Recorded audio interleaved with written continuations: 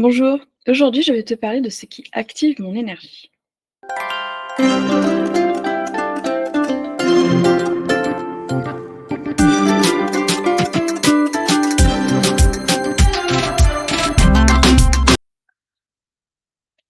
Bonjour, aujourd'hui je vais te parler de qu'est-ce que vivre ensemble?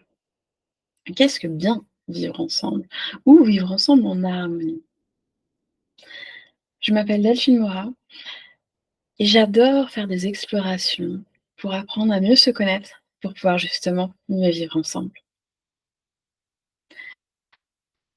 Pour moi, le mieux vivre ensemble, le vivre ensemble en harmonie, passe nécessairement par se connaître soi. Plus on se connaît soi, plus on s'analyse, plus on se comprend, plus on se voit, plus on sait l'exprimer à l'autre, plus on sait fixer ses limites et plus on apprend à respecter son cadre qu'on s'est fixé avec ses non négociables. On apprend aussi que quand on dit non, ce n'est pas un non contre l'autre, c'est un non pour soi. Et que ce soit par rapport à ses enfants, que ce soit par rapport à ses parents, à des amis, c'est précieux. C'est précieux d'apprendre à l'autre à dire: «Moi, je te dis non», et si on voit une réaction en face, de lui dire: «Écoute, ça t'appartient, ce n'est pas contre toi, c'est pour moi. Maintenant, si ça t'évoque quelque chose, ça te fait ressortir une émotion quelconque, c'est ta responsabilité d'aller la voir si tu en as envie. Mais ce n'est pas la mienne».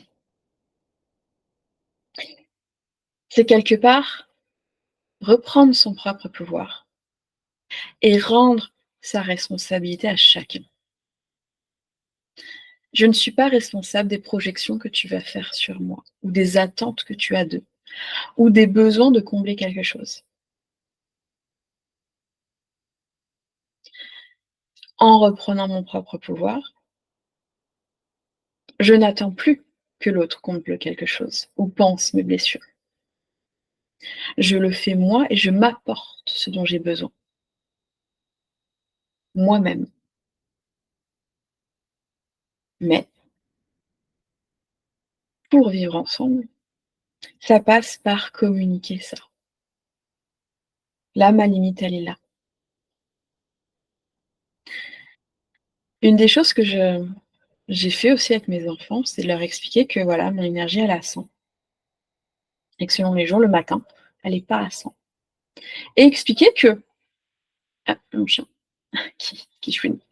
Et expliquer que, bah, là, ça m'a pris 10 points d'énergie. De faire ça, ça m'en prend 10. Et de comprendre que c'est pas, hem, à l'infini. Même si je suis MG en human design et que du coup j'ai une capacité à auto-générer mon énergie, mais à la fin de ma journée, je ne commence pas les énergies toujours à 100 et qu'il y a des moments, il y a des tâches, il y a des choses qui vont me prendre directement 50 points et qu'à la fin de la journée, apparemment je suis à plat et qu'il y a des moments, bah, quand je peux plus, je peux plus. C'est ça aussi fixer ses limites. C'est dire aussi là, faire le taxi, c'est pas OK. Une autre fois, ça le sera. C'est voir aussi ce qui est non négociable,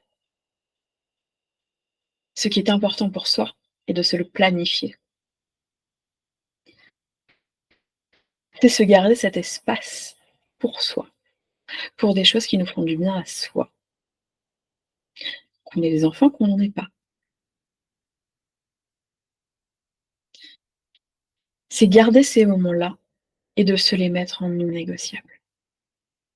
Ça, j'ai besoin de ce temps-là. C'est pareil quand on est sollicité pour une invitation. Tu as le droit de dire non. Même si une partie de toi voudrait y aller, mais tu sens que c'est pas le moment, ou tu sens qu'il y a trop de choses dans ta journée, ou tu sens que justement on attaque sur ces non négociables et que là ça commence vraiment à tirer, et surtout, si tu sens que c'est plus pour faire plaisir à l'autre. parce que tu sens que l'autre, ça lui ferait plaisir ou qu'il en aurait besoin à ce moment-là et que toi, ça tire. Alors oui, quelque part, c'est redevenir égoïste. Mais c'est pas le avec la signification du terme comme on l'entend. Pour moi, c'est réapprendre justement cet égoïsme dans le sens où je me place au centre. Mais je ne dis pas non à tout. Je ne dis pas non pas en réaction à. Ça veut dire que je me dis: «Ce n'est pas que moi». J'intègre quand, dans le cas notamment où on habite avec du monde. Dans le cas, par exemple, des enfants, donc un schéma, on va dire, parent-enfant, quel que soit l'âge des enfants, parce qu'on peut aussi habiter avec nos parents et cetera. C'est de voir à quel moment: «Bon, moi, je m'écoute moi, donc du coup, bah, moi, je mange jamais en même temps que les autres». Si tout le monde fait ça, ça devient compliqué. C'est trouver ce consensus, en fait, de justement chacun se connaît, chacun ses limites, chacun ses envies, chacun ses besoins. OK, de là, comment trouver des ponts entre chacun? Moi, ce que j'explique à mes enfants, tout est évolutif. L'équilibre qu'on trouve à un moment donné, il peut être amené à évoluer à ma demande ou à sa demande. Si l'un des 2 sent que c'est plus juste. C'est quels sont tes besoins, quels sont les miens, comment on peut trouver un entre-deux qui évolue pour pouvoir vivre ensemble, pour ne pas être que des êtres uniques qui vivent à côté les uns des autres.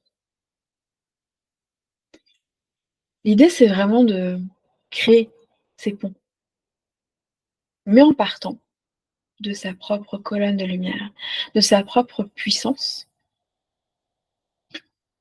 et de là, de sa propre connaissance de soi et ce respect de soi.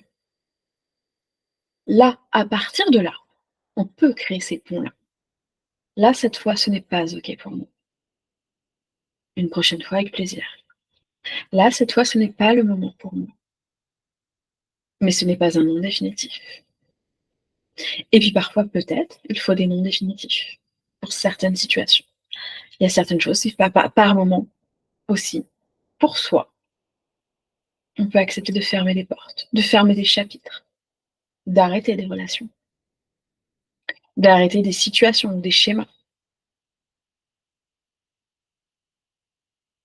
Moi, j'adore justement fermer des schémas répétitifs, fermer et repartir sur autre chose. Je te laisse là-dessus. Si tu veux en savoir plus, il y a des infos en dessous et bien sûr, tu peux me contacter avec grand plaisir. À bientôt.